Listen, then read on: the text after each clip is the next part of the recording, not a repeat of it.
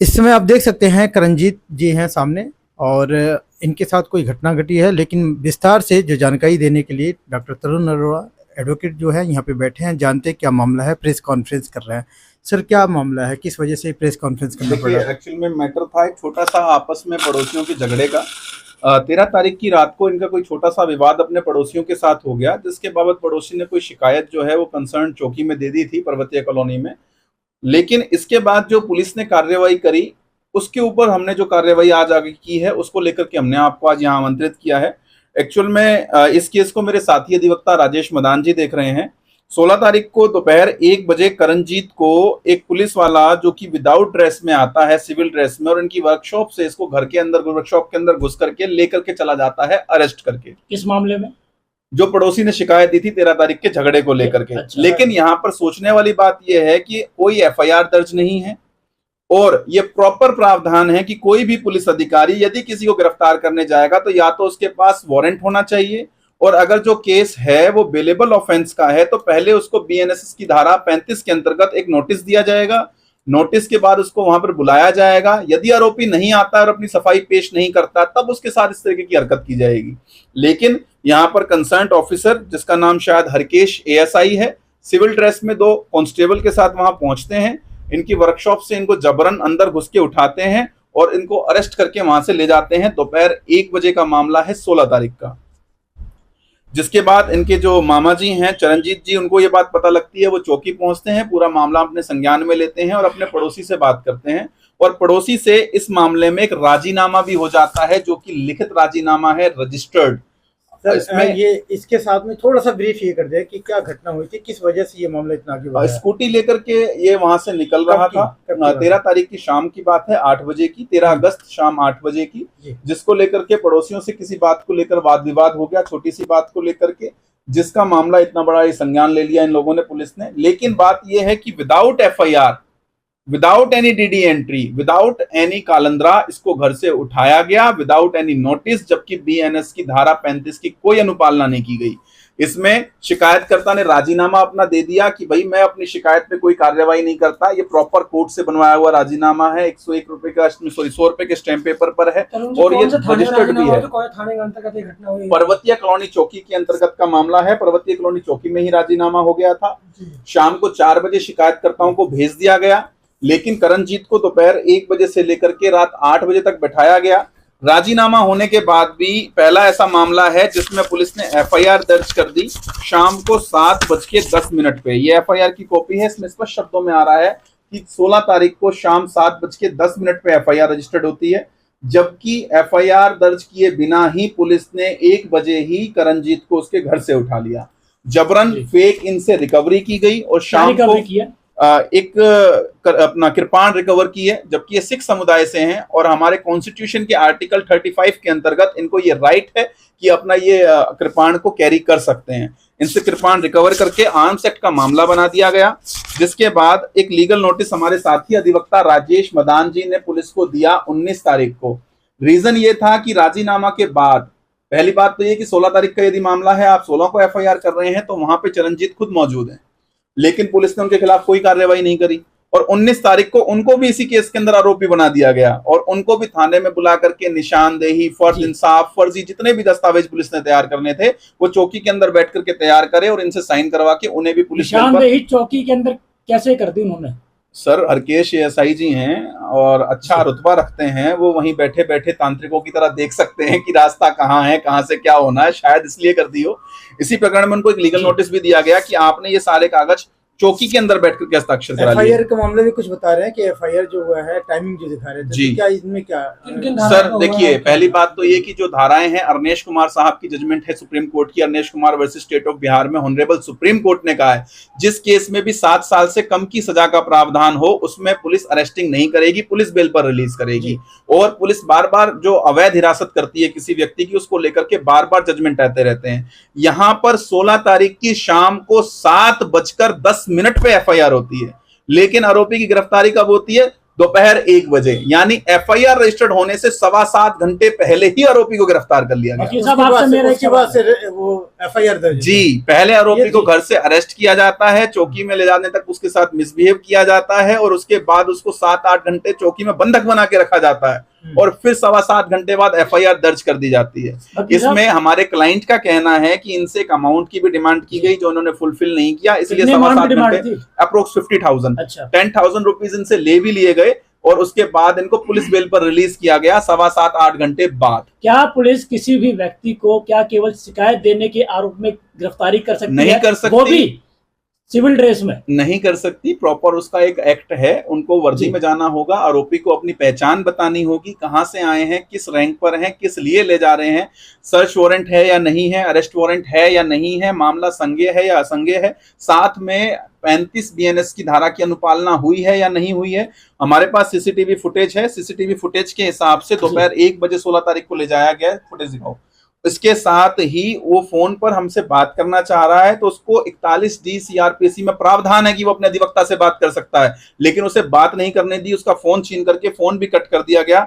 ये आप देख सकते हैं, ये सीसीटीवी फुटेज है जिसके अंदर रेड शर्ट के अंदर जो सिविल में घूम रहे हैं ये वही एएसआई साहब हैं जो इनको घर से उठा करके लेके गए। अच्छा, एफआईआर दर्ज करने का कारण बताया कि आपने मीडिया में बता दिया कि आप हमें 1 बजे ले आए हो, इस वजह से हमारे ऊपर प्रेशर आ रहा है कि आप इनके ऊपर मुकदमा दर्ज करो, इसलिए हमने मुकदमा दर्ज किया। राजेश मदान जी ने नोटिस दिया है पुलिस को, नोटिस क्या मानते हैं, क्या कार्रवाई होती है? हमने 16/8/2026 की दोपहर 1 बजे से लेकर के रात 10 बजे तक की जी पूरी पीसीआर की सीसीटीवी रिकॉर्डिंग, चौकी की सीसीटीवी रिकॉर्डिंग, जहां इसको रखा गया वो सारी सीसीटीवी रिकॉर्डिंग, इसकी चौकी में एंट्री की और एग्जिट की सीसीटीवी रिकॉर्डिंग, जहां पर शिकायतकर्ता और उसके परिवार के बयान हुए उसकी सीसीटीवी रिकॉर्डिंग और जहां इनके बयान हुए और रिकवरी हुई उसकी सीसीटीवी रिकॉर्डिंग, साथ में इनकी कॉल रिकॉर्ड, सीडीआरस और 19 तारीख को जो चरणजीत सिंह के खिलाफ एफआईआर में इन्होंने आरोपी बनाया उस सबकी सीसीटीवी रिकॉर्डिंग की हमने मांग करी। जब लीगल नोटिस इनके पास गया तो इन्होंने क्या करा, इनके रिलेटिव्स को कॉल करके परेशान करना शुरू कर दिया, जिसके बाद इन्होंने हमारे साथी अधिवक्ता से जब संपर्क साधा तो हमने हमारे जो एडवोकेट साहब है मदान साहब, उन्होंने कोर्ट में भी ये पिटीशन दायर कर दी है जो ऑनरेबल इलाका मजिस्ट्रेट के पास है, रमनीक कौर मैडम के यहाँ पर, जिसको हमने फाइल किया है बीएनएसएस की धारा 94 और कॉन्स्टिट्यूशन के आर्टिकल 91 के अंतर्गत 21 के अंतर्गत। मदान जी ने जो साक्ष्य सबूत जो प्रशासन से मांगा है जी, अगर प्रशासन उन सबूत को नहीं दे पाता है तो क्या देना पड़ेगा सर। सुप्रीम कोर्ट की साइटेशन है, सुप्रीम कोर्ट के आदेशानुसार सुप्रीम कोर्ट ने ये परमवीर सिंह सैनी वर्सेस बलजीत सिंह और अदर्स में 2021 में एक साइटेशन दी थी जिसका नंबर SCC 184 है, जिसमें कहा गया था प्रत्येक चौकी थाने में पीसीआर में सीसीटीवी फुटेज होगी और 18 महीने तक उस फुटेज को डिलीट नहीं किया जा सकता है, वो साक्ष्य पुलिस को रखना होगा। और ये तो फिर इनलीगल अरेस्टिंग का, इनलीगल हरासमेंट का और इनलीगल कस्टडी का मामला है। इस केस के अंदर जैसे ही ऑनरेबल कोर्ट 25 तारीख को उनको डायरेक्शन देगा,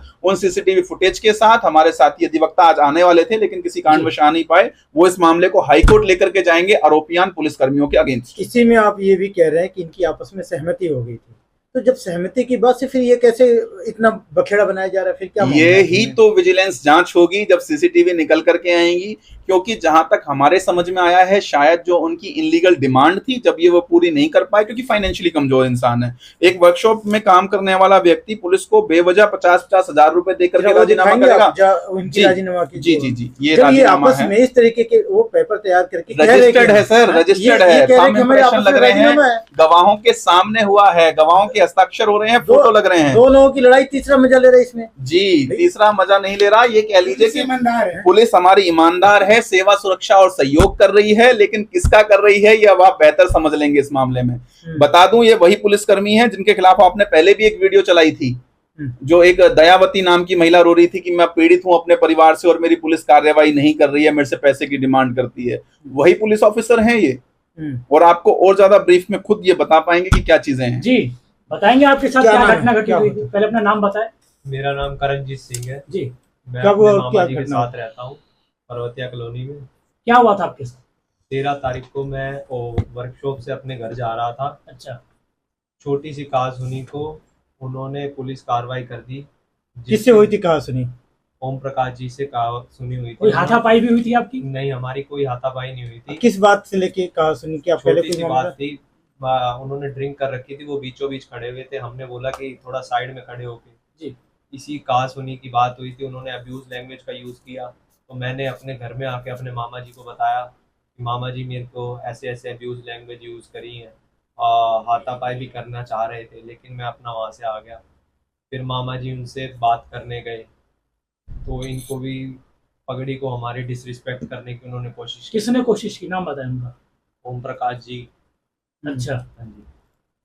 तो ये फिर मामला मतलब सुलझ गया था एक हाँ तरीके जी, से वहीं आपस का में, वहीं जो सुलझ गया। लोकल लेवल पे आप लोगों की बात हाँ करके। जी। अच्छा, तो फिर ये पुलिस में इतना बड़ा कैसे मामला फिर बन गया? उन्होंने रिटर्न एप्लीकेशन पर्वतिया कॉलोनी चौकी में दी थी, जिसके हम्म। कारणवश उन्होंने कार्रवाई के तहत में मेरे को बिना बताए, बिना कुछ अपना बताए वर्कशॉप से मुझे उठा लिया गया और मेरे को गाड़ी में लेके चले गए पीसीआर में, और मेरे को अब्यूज लैंग्वेज का यूज़ किया, मेरे को मारपीट करते हुए पूरे रास्ते लेके गए। कौन, पुलिस वाले? हाँ जी। जी। उन्होंने मेरे को पगड़ी की भी डिसरिस्पेक्ट करी। क्या किया मेरे को- पगड़ी के साथ आपकी? मेरे को कह रहे कि ये तूने साफा बांध रखा, ये कोई पगड़ी नहीं है। अच्छा, किसने कहा था ये? हरिकेश जी ने। अच्छा, हाँ जी। और आपके साथ क्या हुआ था जी? कैसे, कब की घटना, आपके साथ क्या मामला था? मैं भांजे का फोन आया जी तकरीबन 8 बज के 5-7 मिनट हो गए। हम्म। तो मैं इसको बोला, मैं कहा तू घर जा, मैं अभी आता जी। हूँ, फिर जाके बात कर लेंगे। तो ओम प्रकाश जी के पास हम गए, दोनों मामा भांजा दोनों हम ओम प्रकाश के पास गए। जी। तो उससे यही बोला, मैंने कहा भाई इसने कोई गलती करी है तो मेरे को बताया था, मेरे को जानता तो है ही है, मैं डेली इसी रोड से निकलता हूँ। जी। तो उसने छूटते बोला चल चल दिमाग खराब मत कर मेरा। अच्छा। मैंने कहा भाई तू इससे पंगा कर रहा है, तो मेरे को बताया था। इसी बात में कहा सुनी होगी, फिर उन्होंने भी गाली गलौज करी, रोड निकाल ली उन्होंने मारने के लिए हमारे को, और बीच बचाव में आस पड़ोस आ गया तो उन्होंने आपस में छुटछुड़ाव कर दिया। किसी को मतलब आपस में कोई चोट पीट नहीं लगी, मुंह से ही हुआ जो भी मतलब एक दूसरे को गाली गलौज हुआ, कहा सुनी हुई जो मुंह से ही हुआ। इस बीच हम वो अपने घर चला गया, हम अपने घर आ गए। उसके बाद पता नहीं रात को हमारे घर जाने के बाद एफआईआर कर दी उन्होंने 112 पे और कंप्लेंट कर दी। अच्छा, ये राजीनामा जो हो रहा है हाँ तो दोनों तरफ से सहमति से ही है? हाँ, दोनों तरफ सहमति से तो हुआ। फिर ये बीच में कैसे आ गए कि ये तो जी प्रशासन को पता होगा जी, वो आप अपनी मनमानी कर रहे हैं। कितने पैसे आप दे चुके हो? दिए मैंने भी हो? 10,000 रुपए दिए थे। किसको दिए थे? हमारे बीच में हमारे पड़ोसी हैं सुनील पंचाल जी, उनको मैं साथ में लेके गया था चौकी में। मतलब दिए किसको 10,000 रुपए? राजीनामे के लिए किसको मैंने दिए उनको थे? दिए थे, उन्होंने उसको दिए। किसको, नाम तो होगा उनका जिनको हरकेश जी, दिए? अच्छा, हरकेश जी, हाँ जी। उन्होंने लिया अपने हाथ में? अगर जिन पार्टी के साथ आपका कुछ विरोध हुआ था, कुछ जी, जी। बात को लेकर कहा सुनी हुई थी, जी। अगर उनको बुलाया जाता है सच्चाई सामने लाने के लिए, तो क्या वो अपना पक्ष रख सकते हैं इस तरीके से? आएंगे, जरूर आएंगे। तो वकील साहब क्या कार्रवाई बनती है, क्योंकि हरासमेंट पहली किया जा बात रहा है ये परिवार को? कि दोनों पक्षों का राजीनामा हो गया, दोनों पक्ष एक दूसरे के खिलाफ कोई कार्रवाई नहीं चाहते, दोनों ने अपनी आपसी सहमति से राजीनामा किया है। और राजीनामा के बाद न केवल राजीनामा किया बल्कि लिखित करार हुआ है राजीनामा का। इसके बावजूद पुलिस ने एक एफआईआर दर्ज करी है। 7-8 घंटे इसको हराश किया गया, चौकी में बिठाया गया, इनलीगल कस्टडी में बिठाया गया। अभी हमने ऑनरेबल कोर्ट में क्वेजिंग फाइल कर रहे हैं, सोमवार हम क्वेजिंग की फाइल लगा देंगे हाई कोर्ट में। पहले तो एफआईआर क्वेज कराएंगे जो कि फेक तथ्यों के आधार पर दर्ज की गई है। फिर 25 तारीख को जैसे ही सीसीटीवी सिक्योर करने के आदेश इनको होते हैं और वो फुटेज हमें मिलती है, जिसके तुरंत बाद हम ऑनरेबल हाई कोर्ट में जाएंगे। और जो हमारे अधिवक्ता साथी हैं राजेश मदान जी, वो कह रहे हैं कि इस मामले के अंदर हम किसी भी दोषी पुलिसकर्मी को नहीं बख्शेंगे। जो कार्रवाई ऑनरेबल हाई कोर्ट कर सकता होगा वो जांच करवा के विजिलेंस से वो कार्रवाई करवाएंगे।